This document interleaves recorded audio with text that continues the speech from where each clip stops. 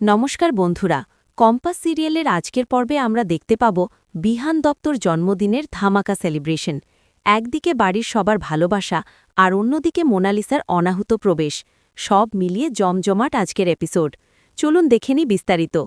তার আগে কম্পাস সিরিয়ালের প্রতিদিনের আপডেট সবার আগে পেতে আমাদের চ্যানেলটি সাবস্ক্রাইব করে পাশে থাকা বেল বাটনে ক্লিক করে রাখুন। রাত 12টার সারপ্রাইজ। গল্পের শুরুতেই দেখা যায় রাত 12টা বাজার অপেক্ষা করছে বাড়ির সবাই।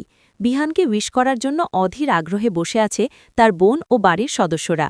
সবাই যখন সারপ্রাইজের প্ল্যান করছে, ঠিক তখনই সবাইকে চমকে দিয়ে বাড়িতে হাজির হয় মোনালিসা। মোনালিসার কাস্টমাইজড কেক।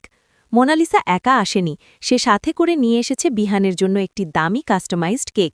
সে বিহানকে বলে, সরি, সবাইকে না জানিয়ে চলে এলাম, কিন্তু তোমার বার্থডেতে আমি না এসে পারলাম না। বিহানও সৌজন্য খাতিরে কেকটির প্রশংসা করে এবং কম্পাসকে নিজের পাশে দাঁড়িয়ে কেক কাটতে বলে। সবাই মিলে বিহানকে হ্যাপি বার্থডে উইশ করে। কম্পাসের মোক্ষম চাল। কেক কাটার পর মোনালিসা ভেবেছিল সে লাইমলাইট কেড়ে নেবে, কিন্তু কম্পাস তার বুদ্ধিতে খেলা ঘুরিয়ে দেয়। কম্পাস বলে, কেকটা খুব সুন্দর আর অনেকটা বেঁচেও গেছে। চলো মোনালিসা, এই কেকটা আমরা রাস্তার গরিব মানুষদের খাইয়ে দিই।